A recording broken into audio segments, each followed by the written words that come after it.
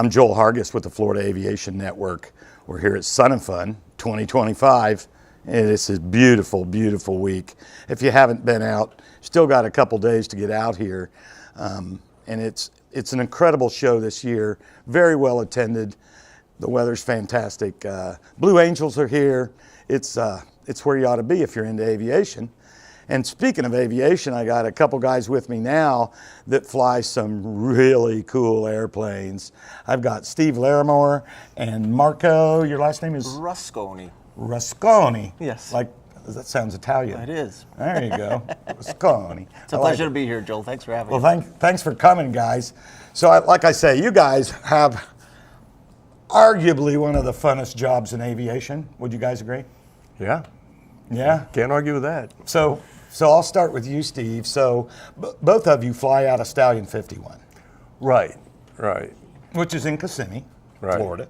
Right. And Stallion 51 does something very unique, probably in the country, right? Because you In can... the world. In the world, In the right? world. Okay, because you actually go through a training process where you can learn to fly and get typed in a P-51 Mustang. Yeah. There's no type rating, but you need the training to fly a P-51. So Oh, for we sure. do Yeah, that. you don't just hop in one of those. And it's a heck of a program. It's a heck of a syllabus. It really is. And so I know you guys start in a T6. Maybe. It depends on what they on need. what skills It you depends on come their with. experience and All their right, skill set. so that makes sense. Right. And so I know you're the main T6 instructor. Well, I'm the high-time T6 instructor, that's for sure, but we've got several high-time T6 guys now. So I know I was talking to KT, and she says you have more T6 time than anybody. I've got friends Anybody. that have more time than me, but I've probably done more T6 instruction than anybody you know, yeah. And so, good, they put up a T6 picture you can see on the monitor there. That's our airplane. I was going to have you describe it, but a picture's worth 1,000 words. It's a good right? picture. And so, and you mentioned that syllabus, and I'm going to get to you, Marco, because I know you're doing some cool stuff. But kind of go through that syllabus. So you say they show up, and based on hours or what? Tail wheel time? Tail wheel experience, basic acro, you know, and you never know what you're going to get. It Right. varies. Yeah. We don't like for people to show up without any tail dragger time, without recent tail dragger time, basic aerobatics. Because that's almost a waste of time there. Well, That's not the place to learn it. the Texan is the airplane to teach them. Right. But the Texan, you don't want to show up with no tail wheel time and try to train in a Texan either. Right. So Yeah. it depends on what they have.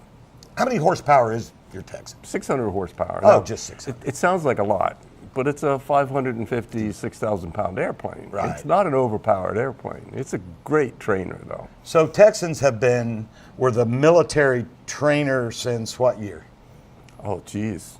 They 50s? started building in 40s. Yeah. Okay, was it? This was the Warbird Did it make trainer. it to World War II? It was in there before World War II. The British started buying them as Harvards. The Canadians started making them as Harvards. And they built, I think, 18,000 of these things, over 16, something like yeah. that. They built a few of them in Australia. It's probably, in my opinion, the best military trainer ever built. And it lasted forever. The South Africans used this airplane right up until 1994. No kidding. Yeah. So I know the Air Force, when you train, you still train in what's called a Texan, but it's a Texan too. Yeah, Right. but They it's, named it after the right, original but Texan. it's a turbine airplane. And it's a good airplane too. That's what I'm told. I've helped Yeah. some young men get into the service and fly those. Fantastic. But Yeah. so Cool. this is for people with a dream, right? If you have That's a for dream sure. to fly a P-51 Mustang, which a lot of us pilots do, I would love to fly in a P-51. Come on down. Yeah. Where you been? I know. It's cash. I mean, I still try to feed the family. I'm joking with you, obviously, but No, it's not inexpensive. it's not inexpensive. No. I know it's not. But, I mean, gosh, I have flown an L-39. Yeah. That was pretty fun. Got to do some aerobatics and Did fly you know that we formation. have two L-39s at our place? It's upset training, and they use these L-39s for upset training. Oh, okay. It's a great trainer for that. So that's a Czech fighter trainer. Right, And right. it's- These have been modified. They're modernized, and they're set up specifically for this kind of upset training. It's a hell of a program. Now, I don't fly in that program. I'm not a jet guy, but they also do that. I got to fly, Orestes Lorenzo? Yeah. Good friend of mine. That's Oh, really? That's how I got to do it. Oh, cool. And got to fly with the Banditos. Amazing. What an incredible story his about, he is and escaping and saving his family. Incredible. read his book, Yeah. Wings of the Morning. Yeah. Sorry, I'm sorry. We shouldn't. No, that's okay. The guy was incredible. He still is. Rescued his family from Cuba in a Cessna 310. Yep. I've seen the map on his That's a wall big deal. in his office. Yeah, hell So of a let's talk story. about Stallion 51, and so let's just start with the broad scope. What all can you do there? So you talked about L39 upset training, and what all do you all teach? So Stallion 51 since 1986 sets itself as the way to make the mission of the company is to make the warbird world safer. Okay. We offer a series of different programs. The two primary ones are an orientation flight program where non-flyers and flyers alike that have dreamt about flying the Mustang their entire life can come and see us and experience 1 hour or half-hour orientation flights. And you get the incredible opportunity to fly with experienced people like Steve that have dedicated their lives to these airplanes.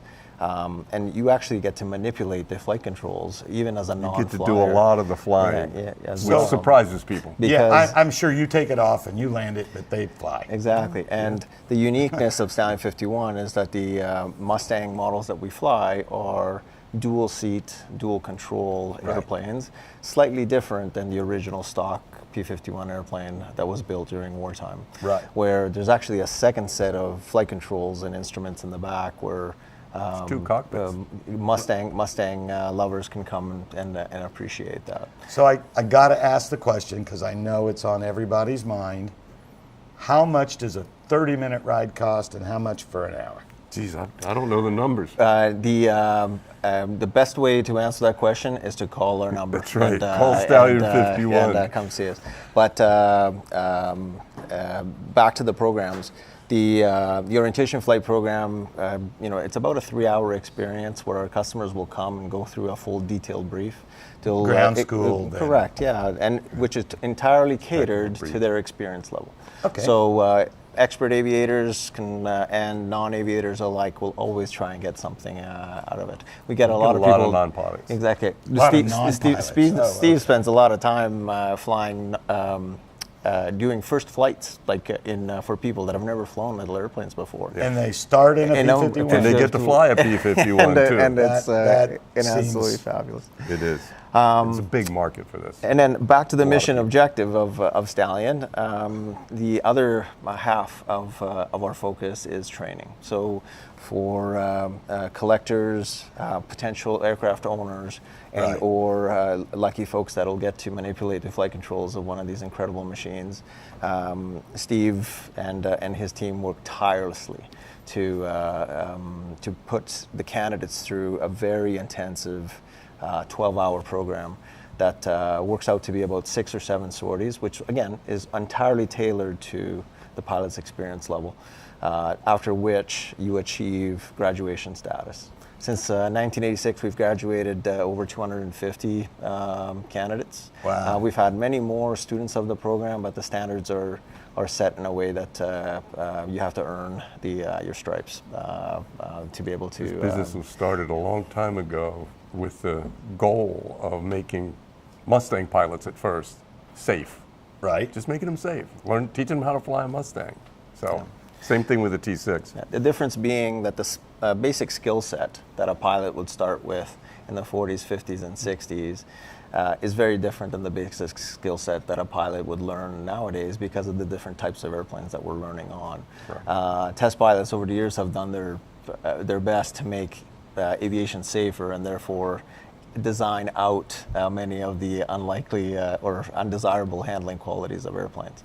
And so to jump from a modern airplane into a World War II 1940s fighter design. without proper training can lead, and has led, sadly, to many mishaps. The reason why the team at Stallion 51 wakes up in the morning is to ensure, or to try and minimize those mishaps and equip everybody with the tools that they need to not only operate these aircraft safely, but also ensure that they can stay around for as long as we can. Steve spends a lot of time instructing people on the complexities of operating a big engine like the V1650-7, which equips the Mustang, the Merlin, and in terms of handling the power properly, right? So that would lead to reduced maintenance costs in the long runs and engines achieving. Oh yeah, we baby these things.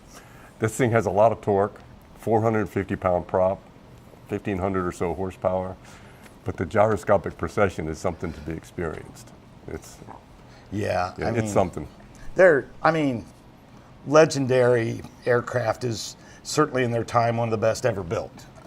I mean, it helped us win World War II. Absolutely. Europe, for it was sure. a game changer. It was absolute game changer. When the airplane was designed in 1941, it was truly revolutionary, and for three major reasons.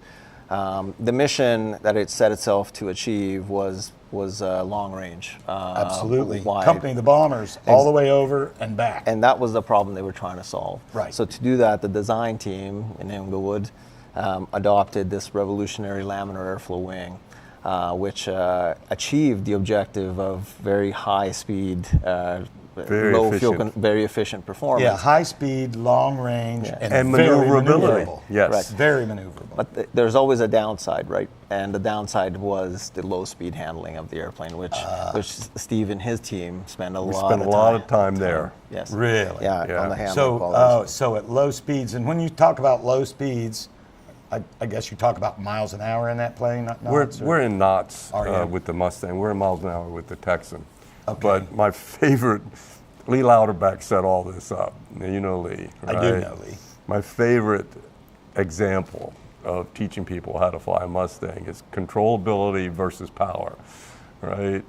Inversely related, lots of power, very little controllability, right? Especially at slow speeds. The less power you have in there, the more controllability you have. And that's the way we teach this. You got to get rid of the power in some cases. Yeah. Yeah. So what's a stall speed on a Mustang? The answer is it depends. Like it does in every airplane, right? It depends on an airplane will stall at factor. any airspeed. So I get that. at 1G, at the average weights that we fly the Mustang with guns, because airplanes with gun bumps and they're all a little different, by the way. Make a different. They're all like different horses, right? They all have their own personality. Right. But around 72 knots or so will be the 1G. That's the magic number, as a matter of fact. 72. Dirty, especially if you got power on them. 72 knots, you don't want to go there. Right. And we take them there. We got to show it to them. Well, yeah.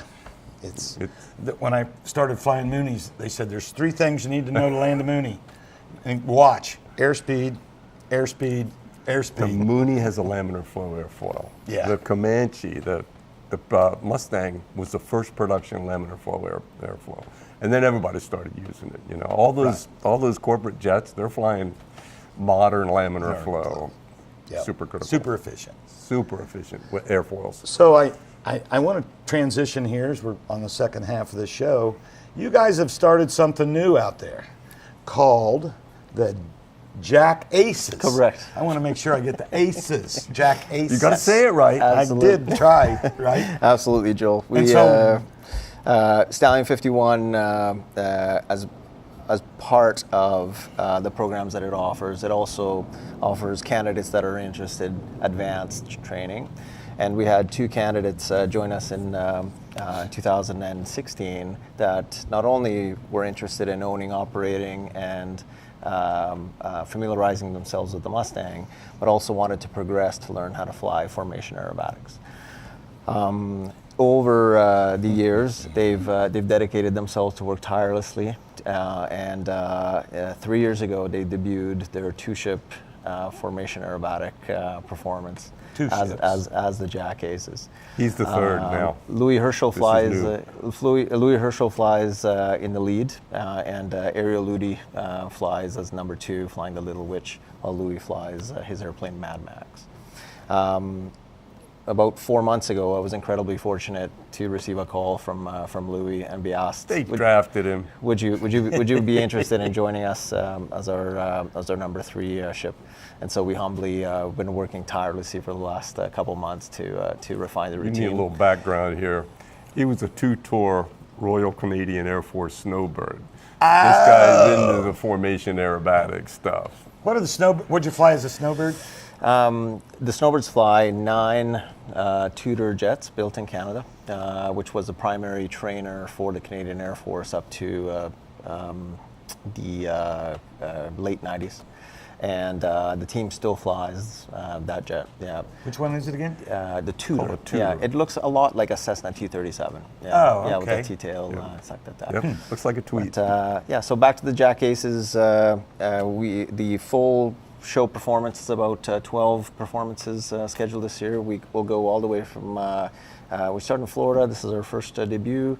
We'll end up the season in California and anywhere in between. So we're incredibly excited. We'll be performing this evening, right at sunset. You got to see at, this. 7:46. The dusk show. Oh, really? Yeah. And if you're here at Sun and Fun, please take a moment and observe how best we try and honor the airplane, what it stands for, and what it means, and try and make it as graceful and unique as it can be.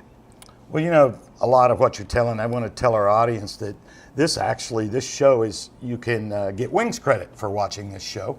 All the stuff that you need to know about that will be on the credits at the end of the show, because these guys are teaching up here. I mean, Heck of a program. It's Wings program. golly, like I say, I would love to come and do that so much. You got to do it. I've been a huge fan. I think anybody that knows anything about a Mustang is, you can hear it. I mean, if I'm at my home field, I'm like, there's a Mustang somewhere. That's right. I just pick it right out. Nothing sounds like the We agree with you. The unique thing about Stallion 51 is that ever since its inception, the team has been comprised of people that have dedicated themselves to making the world of warbirds safer and operating the airplane in the best way possible, honoring the airplane the best you can. So if ever you're driving by Kissimmee, Steve and his team will be glad to stop in, come on in. Check out the hangar. Check out Stallion 51. I was there. I think we had a QB meeting or something there, and that's what brought me in. Good. But yeah, and they're here at the show, folks. I mean, if you go out to where the warbirds are, I saw, of course, Crazy Horse, and I saw the one which Mad Max and the Little Witch. Yes, Little Witch. They're I saw parked the right on the Little Witch this warbird morning. ramp. Please stop by, grab a brochure. We'd be because so you can happy to get talk up to you. close and personal with these airplanes, and Get all your questions answered. exactly, and get some really good pictures, because Yeah. they're just sitting out there on display for you to look at. And these guys love when you come out and look at their That's airplanes. what it's all about. And those 3 airplanes are going to fly, including the yellow nose, Cheryl, they're going to fly tonight. So you got to stick around to see that. I'm going to. Yeah, are you? Yeah. Oh, yeah, I haven't seen that. You got a show T6 yet. out here? No, we didn't bring the T6 over. We've been working the T6 all week. Have you really? Oh, yeah. We stay home and work. These guys come over and play. Yeah, like I Right. say, best job in the world. So that's great. So yeah, guys, teaming up with the Flying Aces, being a snowbird pilot, Yeah. that was like, He brings a lot to the program. I put bet it he that does. way. How many years did you do that? I was incredibly fortunate. I was brought on the team in 2008 as my first performing season, and I went all the way till 2011. So I did 4 seasons. My first 2 seasons was a number 4 airplane, so that's the one that flies right in the middle of the formation. And then the latter 2 seasons I performed as number 7, so on the outside left-hand side of the formation. How long were you in the RAF? 14 years. Yes. 14 years. Yeah. What rank you come out as? Yes, as a captain. Yes, and Captain Marco. Captain. yes, Marco. I started my commercial flying career after and pursued my passion of flying old airplanes. And Steve has taught me how to fly the Mustang, and I was so fortunate to be able to learn. Quick story. He came and trained with me in our Texan. Well, I didn't know at the time that he was already a Harvard owner, Texan owner, right? And he was part of a 4-ship aerobatic team in Canada. He had plenty of Texan time. He didn't tell me that part. Yeah, but Hopefully I taught him something anyway. and sure you did, and just like you and your team at Stallion does every day. So we're out of time, guys. I mean, we're slap imagine out of that. time. And Jeez. I mean, boom, time flies. But thanks for coming, man. Hey. I need to go over there. But Good anyway, talking to I you. gotta wrap this thing up. Yeah. And I am Joel Hargis with the Florida Aviation Network here at Sun and Fun 2025. And like I say, come out and watch these guys fly tonight. It'll be incredible. The Dust Show with the Mustangs.